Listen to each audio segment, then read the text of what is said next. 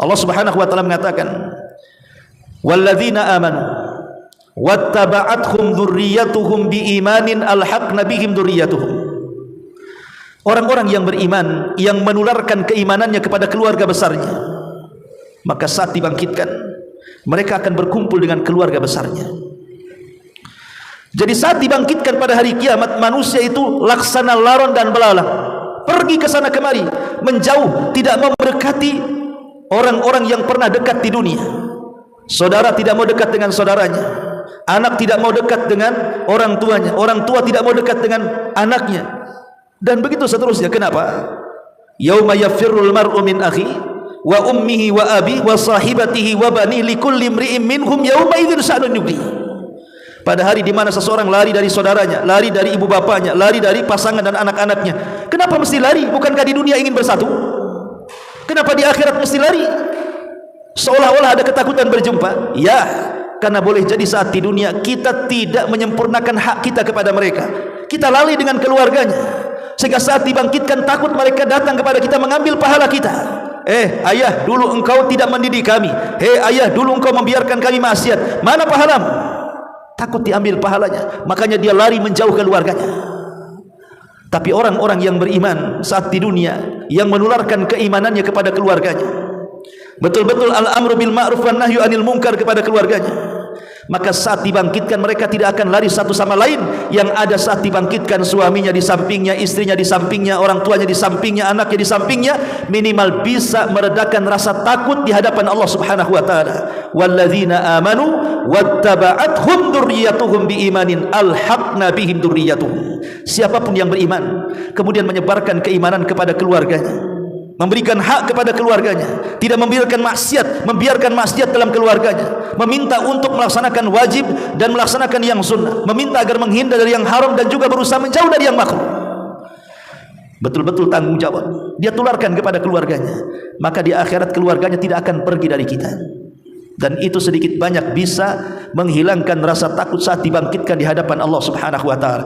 Jadilah laki-laki yang tangguh, karena Rasul mengatakan kullukum ra'in wa kullukum mas'ul an ra'iyati. Semua kalian pemimpin dan kalian akan dimintai pertanggungjawaban atas kepemimpinan kita di hadapan Allah Subhanahu wa taala.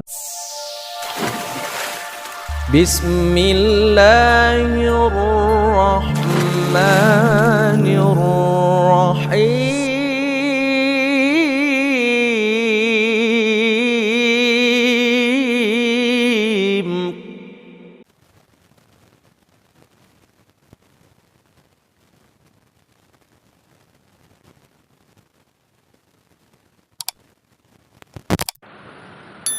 Siapa tiga kelompok yang terancam tidak akan masuk surga ini? Yang pertama, al-aqu liwalidaini, anak yang durhaka kepada orang tua. Yang kedua, ad-dayuth. Dayuth adalah kepala rumah tangga yang membiarkan kemaksiatan berada dalam rumahnya.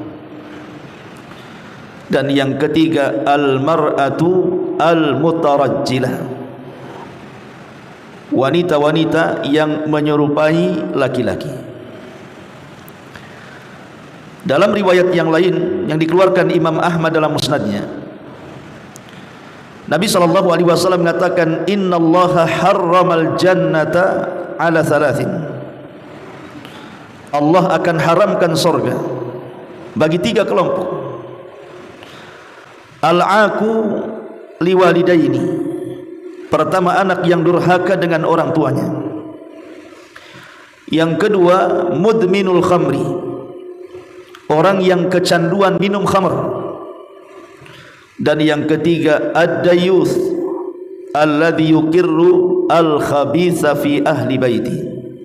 Dayuth yang membiarkan keburukan menimpa keluarganya. Ma'asyiral muslimin yang dimuliakan Allah Subhanahu wa taala, dalam dua riwayat ini Nabi SAW mengancam beberapa orang dengan tidak akan masuk surga, artinya terancam dengan neraka. Siapa mereka? Kita akan fokus kepada Yang ketiga yang disebut dengan dayuth. Siapa dayuth ini? Sebagaimana penjelasan Nabi SAW sendiri, alladzi yukirru al-khabitha fi ahli baiti. Orang yang yukir itu artinya dia tahu, bahkan dia juga paham bahwa itu kemaksiatan.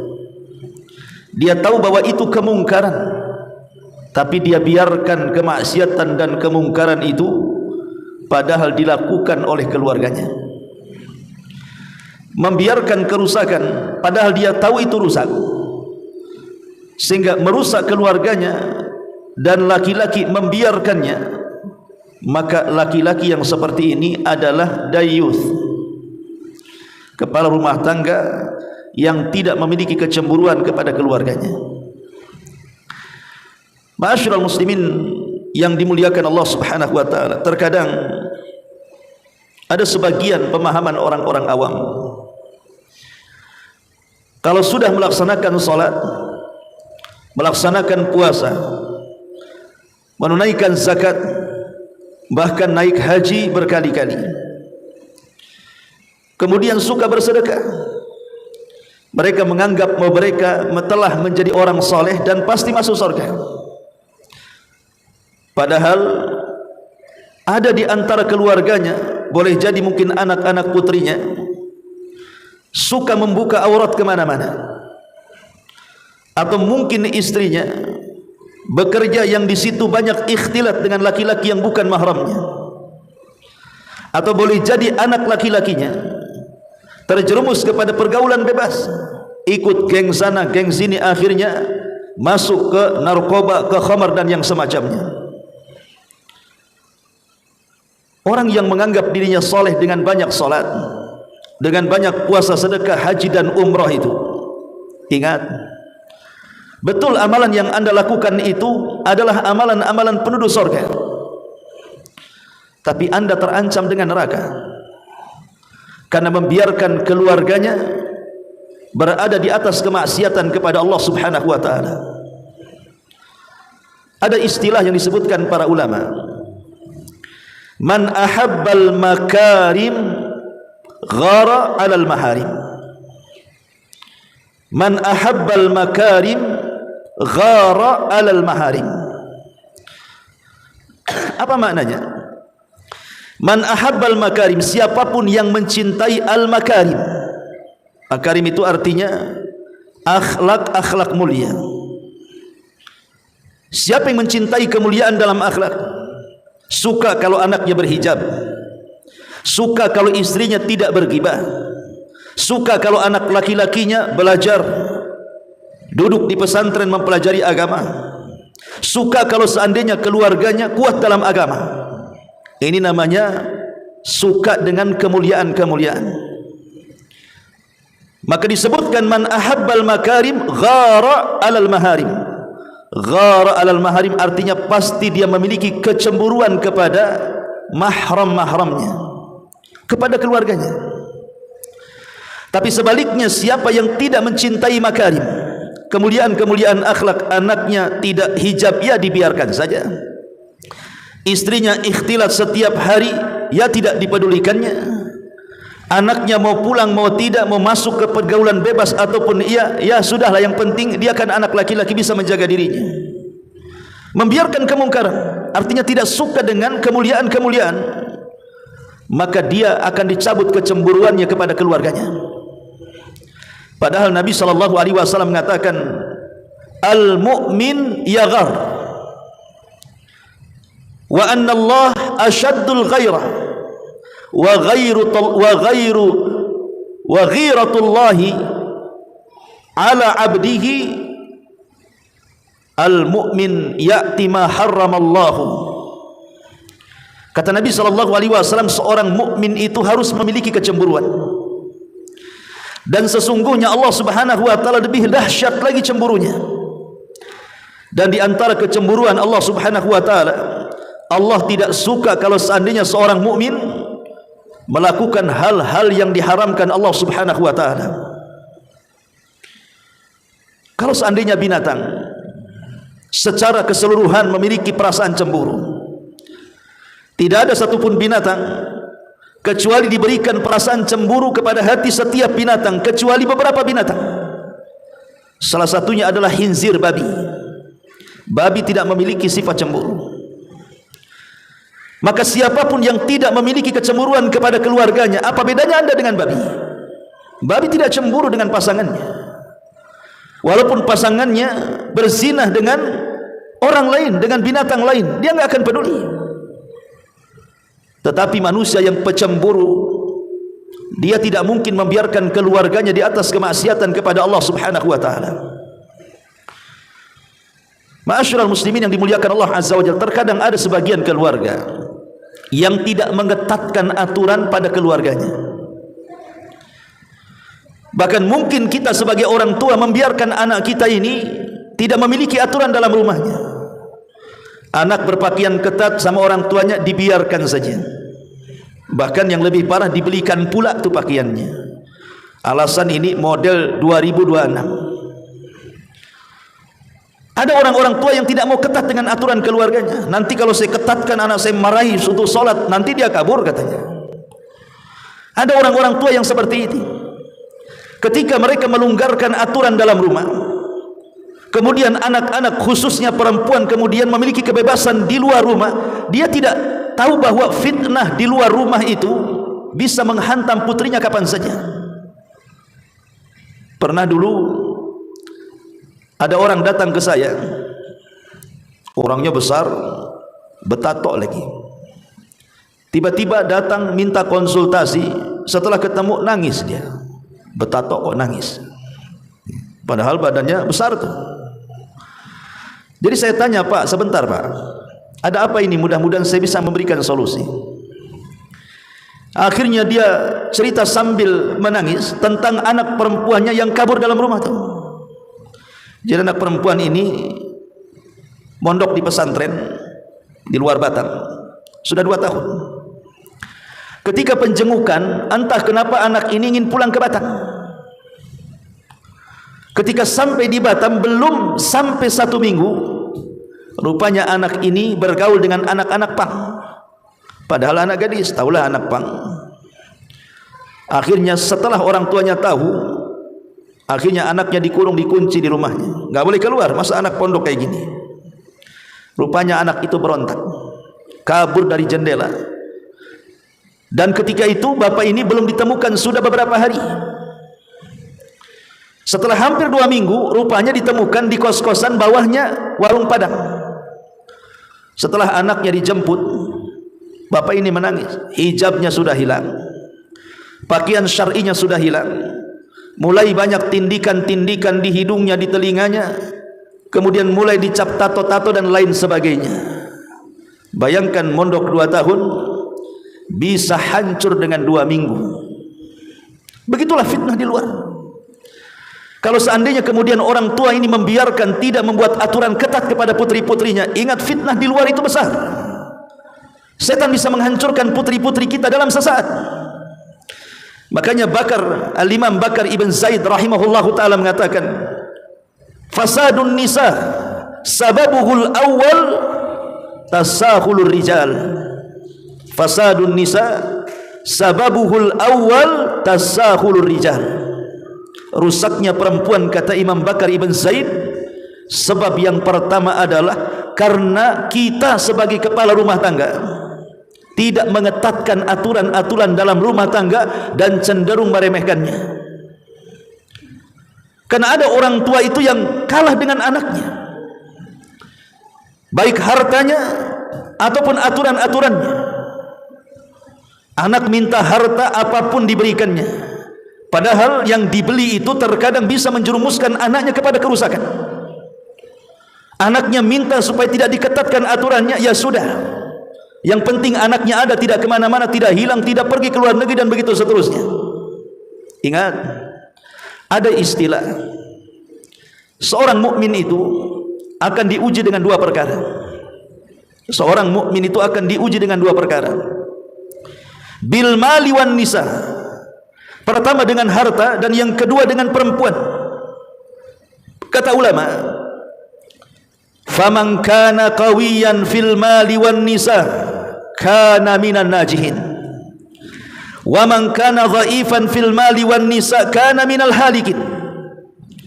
Seorang kepala rumah tangga kalau kuat memegang hartanya, tidak sembarang memberikannya, memberikan kalau ada maslahatnya, dia kuat pegang hartanya. Pak, minta uang untuk apa? Beli handphone. Oh, tidak. Pak, minta uang untuk apa? Ini ada gaya bagus ini, pakaian Masya Allah. Oh enggak, ini tabarruj. Dia kuat pegang hartanya tuh, enggak sembarang ngasih kepada anaknya.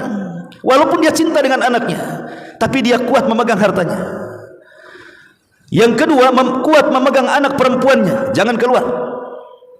Kau sudah gadis, kau sering pakai pakaian yang bagus, jangan tabarruj. Hati-hati berkawan. Dicek handphonenya, kau berkawan dengan siapa, apa percakapannya, kuat dengan perempuannya. Maka siapapun kepala rumah tangga yang kuat memegang harta dan perempuannya, dipastikan hidupnya beruntung. Tapi kalau lemah dengan hartanya, hartanya diberikan kepada anak-anaknya, walaupun sebenarnya untuk membeli hal-hal yang ada kemungkaran di dalamnya, dan dia tidak kuat dengan perempuannya, anak perempuannya kesana kemari, ya dibiarkan saja. Istrinya kesana kemari berghibah dengan tetangganya, ya tidak dihiraukannya, biarkan saja, enggak ada cemburu sama sekali. Fakana minal halikin, maka dia pasti hancur. Makanya pohon yang memiliki buah kemudian diletakkan harimau di dekatnya, tidak ada satupun monyet yang berani mendekatinya. Kalau ada pohon penuh dengan buah, antum ambil harimau untuk menjaga pohon itu, kira-kira ada monyet berani mendekati? Enggak berani.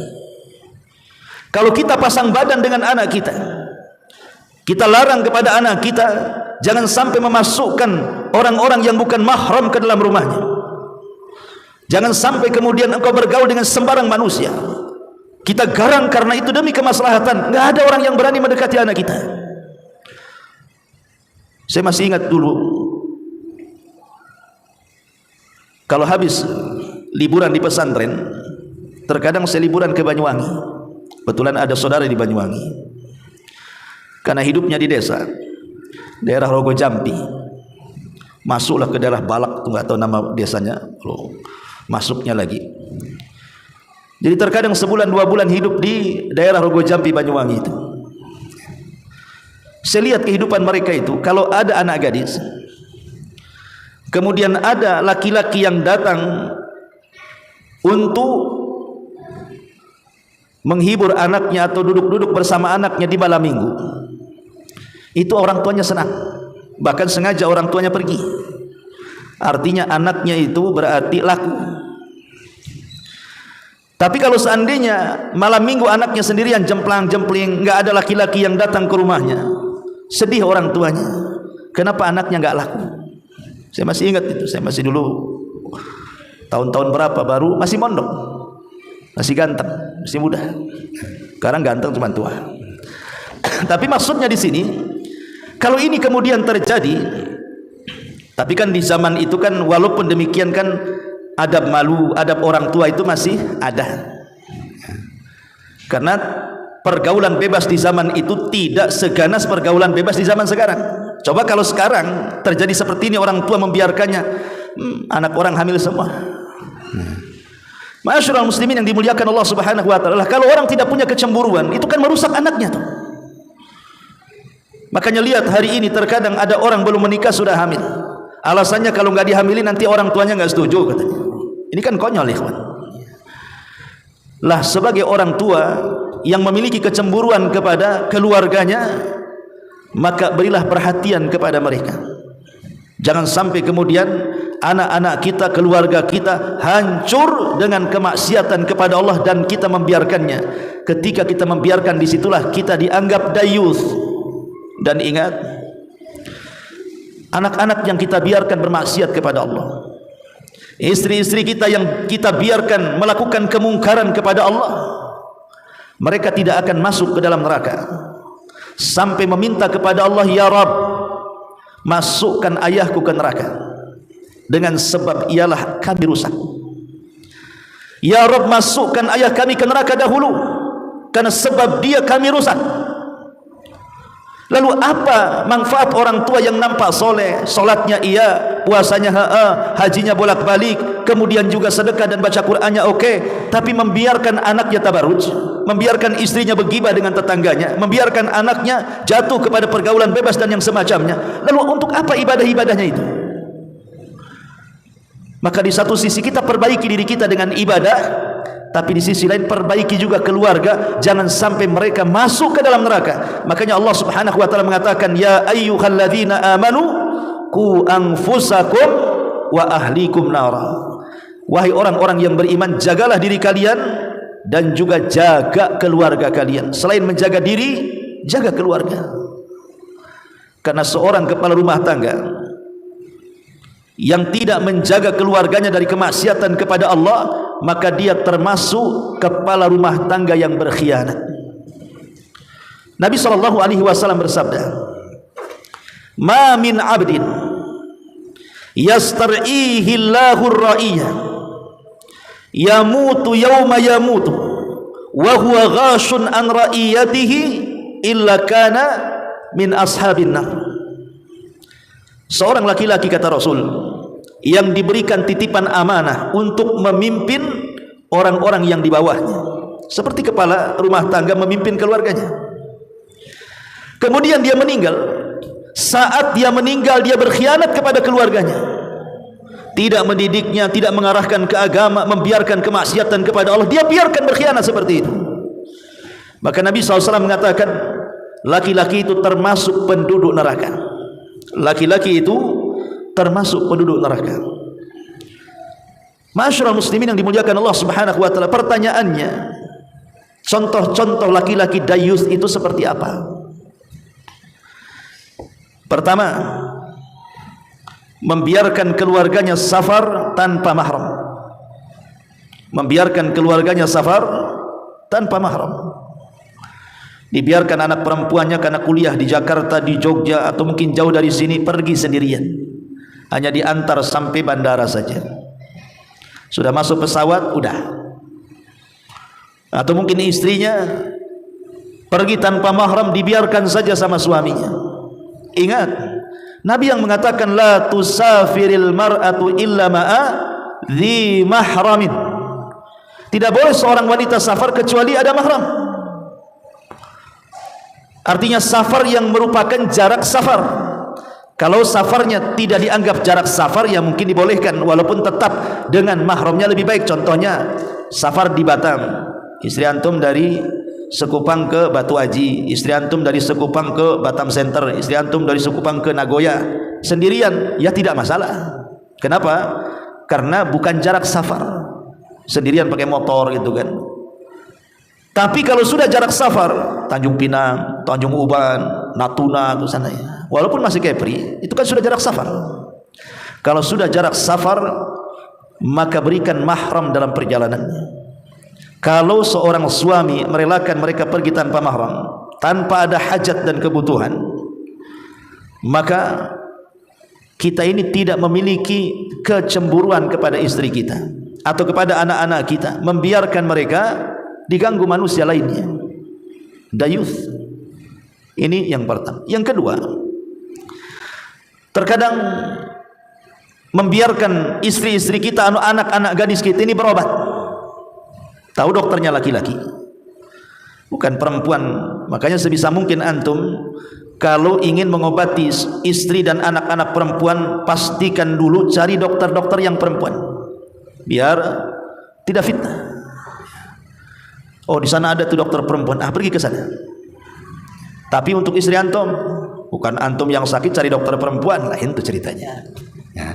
Artinya bahwa untuk istri kita dan anak-anak perempuan kita, kecuali kalau tidak ada lagi dokter kecuali laki-laki, maka kita harus menemani dia. Temani. Kenapa? Bukan kita suudzon kepada dokter, bukan kita suudzon kepada dokter. Terkadang dokter itu juga memiliki etika, pasti dia akan sopan dengan pasiennya, tidak mungkin mengganggu. Akan tetapi mimba bisa didari'a, bahwa sebelum terjadi sesuatu, maka kita wajib wasilah-wasilah yang mengarah ke situ kita tutup. Karena bagaimanapun mencuri harta itu tidak lebih berat dibandingkan mencuri kehormatan. Man saraqal mal, siapa yang mencuri harta, ahwan, lebih ringan, mimman saraqal a'rad, daripada orang yang mencuri kehormatan. Kalau seandainya antum punya rumah, tiba-tiba kemudian datang perampok, habislah uang kita di barangkas. Dimakinya tidak perampok, kita maki, kurang ajar perampok itu. Harta yang sudah saya kumpulkan raih pula di gondol maling. Yang satu lagi, dia tidak maling, tapi goda-goda anak gadis kita, sehingga kemudian berusaha mendatangkan fitnah dengan anak-anak gadis kita. Mungkin memandangi, merayu, menyentuh dan lain sebagainya. Itu namanya mencuri kehormatan. Mencuri kehormatan itu lebih dahsyat dibandingkan mencuri harta. Boleh jadi mungkin seorang wanita masuk ke dalam ruangan dokter, tiba-tiba dokter kemudian menyuruh membuka aurat dengan alasan untuk memeriksa, atau mungkin dokter meraba-raba dengan alasan memeriksa. Itu sama dengan mencuri kehormatan. Ma'asyiral muslimin yang dimuliakan, apakah kemudian kita membiarkan dicuri kehormatan istri kita sementara kita di rumah membiarkan saja? Temani. Ma'asyiral muslimin yang dimuliakan Allah Subhanahu wa taala, jangan sampai kita menjadi laki-laki dayuth. Ini contoh kedua. Contoh ketiga, suami yang sama sekali tidak memiliki kepedulian dengan keluarganya. Dengan kata lain, tidak bertanggung jawab. Mungkin dia mabuk, judi, nggak peduli dengan keluarganya, mancing berjam-jam, nggak peduli anaknya cemana hidupnya, yang penting mancing dari pagi sampai malam, besoknya gitu lagi. Padahal nggak ada ikannya, dia beli dari pasar ikannya itu ngelabui keluarganya biar nampak mancing. Hobi itu tidak dilarang dalam Islam, tapi kalau sampai melalaikan keluarganya, hobi itu jadi bermasalah. Lah hobi kalau seandainya sampai menghancurkan keluarganya, maka anda dayuth. Ma'asyiral muslimin yang dimuliakan Allah Subhanahu wa taala. Atau contoh yang lainnya, membiarkan istrinya datang ke rumah tetangganya, tahu bahwa di rumah tetangganya itu tempat acara ghibah. Terkadang ghibahnya bukan sejam, berjam-jam. Ini kalau sudah ke rumah si Anu, pasti acaranya ngerumpi nih. Lama tuh di situ tuh. Kita tahu, bukan kita tidak tahu. Kalau kita biarkan kemudian istri kita bolak-balik ke rumah yang di situ tempat ghibah dan kita tidak melarangnya, maka anda dayus yang dilaknat oleh Allah Subhanahu wa taala. Membiarkan istrinya melakukan dosa. Yang lebih parah lagi, istrinya habis ghibah, pulang ditanya suaminya, kira-kira ghibahnya apa isinya, katanya. Akhirnya suaminya mendengarkan, menikmati, ikut nimbrung, nyambung ghibahnya ke rumah. Nah ini kan masalah, ikhwan. Bukannya kemudian dilarang, kau jangan ke rumah itu lagi. Kalau seandainya aku lihat engkau ke rumah itu lagi, sudah, saya kawin lagi, umpamanya. Ma'asyiral muslimin yang dimuliakan Allah Subhanahu wa taala, intinya bahwa seorang suami harus tegas. Makanya tadi di awal dikatakan kalau seorang suami kuat memegang hartanya, tidak mudah memberikan keluarganya, karena tahu kalau seandainya dilonggarkan akan terjadi kerusakan. Ataupun kuat dengan perempuannya, baik istri atau anaknya, dengan membuat aturan-aturan ketat, maka pasti dia akan selamat. Tapi kalau longgar semuanya, tunggulah kebinasaannya. Ma'asyiral muslimin yang dimuliakan Allah Subhanahu wa taala, itulah diantara contoh-contoh dayus, dan banyak sekali. Keluarga, seorang kepala rumah tangga menceritakan urusan ranjang istrinya, itu juga dayus, tidak boleh. Bahkan seburuk-buruk manusia menceritakan kondisi dalam rumah tangganya kepada orang lain, dayus. Ma'asyiral muslimin yang dimuliakan Allah Subhanahu wa taala, Nabi sallallahu alaihi wasallam satu hari dalam peristiwa Isra Mi'raj diperlihatkan sorga, bahkan masuk ke dalam sorga. Kata Nabi sallallahu alaihi wasallam, dakhaltul jannah fa idza ana biqasrin min adh-dhahab. Aku masuk ke dalam sorga, tiba-tiba di hadapanku ada istana yang terbuat dari emas. Kemudian Nabi sallallahu alaihi wasallam bertanya kepada Jibril, liman hadza ya Jibril? Jibril, istana yang terbuat emas, dari emas ini milik siapa sebenarnya? Kata Jibril, istana ini milik Umar bin Khattab radhiyallahu anhu. Nabi kaget, oh ini istananya sahabatnya Umar radhiyallahu anhu. Penasaran, Nabi ingin melihat-lihat dalaman istana Umar itu. Saat melangkah menuju istana Umar, istana yang terbuat dari emas yang ada di sorga. Tiba-tiba Rasul terhenti karena di depan pintu istana Umar itu ada bidadari yang sedang berdiri di situ menanti suaminya, maksudnya menanti Umar. Para bidadari itu menanti laki-lakinya yang masih di dunia. Nabi SAW ketika melihat bidadari langsung menundukkan kepalanya, kemudian tidak jadi masuk. Kemudian Rasul pergi dari sorga dan keluar. Saat kemudian setelah melaksanakan peristiwa Isra Mi'raj, Rasul memanggil Umar dan mengatakan, ya Umar, Allah memperlihatkan kepadaku sorga dan Allah memperlihatkan kepadaku istanamu di sorga. Tapi saat aku hendak masuk ke dalam istanamu, aku terhenti dengan wanitamu, maksudnya bidadari yang merupakan hakmu. Dan itu bukan hakku, makanya aku pergi dari istanamu dan tidak sempat melihat-lihat dalamnya. Tiba-tiba Umar menangis dan mengatakan, a'alaika agharu ya Rasulullah, a'alaika agharu ya Rasul. Rasul, haruskah aku cemburu kepadamu wahai Rasul? Rasul, apakah haruskah aku cemburu kepadamu wahai Rasul? Kenapa kau tidak masuk saja hanya gara-gara bidadariku menghalangi pandanganmu, tiba-tiba engkau berpaling dan tidak mau melihat istanaku? Apakah aku akan cemburu gara-gara engkau mendekati bidadariku? Tidak, kata Umar. Apakah harus cemburu dengan wahai Rasul? Padahal kalau seandainya Nabi SAW melihat istana dan melihat bidadari Umar di sorga, itu tidak ada yang diharamkan, semua halal. Tapi Nabi SAW menundukkan pandangan kemudian pergi untuk menunjukkan bahwa wanita itu bukan miliknya, tidak boleh didekati. Karena kita tahu bahwa fitnah wanita ini disepakati dalam hadis Nabi SAW sebesar-besarnya fitnah Bani Israel yang menghancurkan para ulama. Inna asyaddal fitnah li Bani Israilin nisa. Sesungguhnya fitnah yang paling besar kepada Bani Israel adalah perempuan. Betapa banyak ulama tumbang gara-gara perempuan.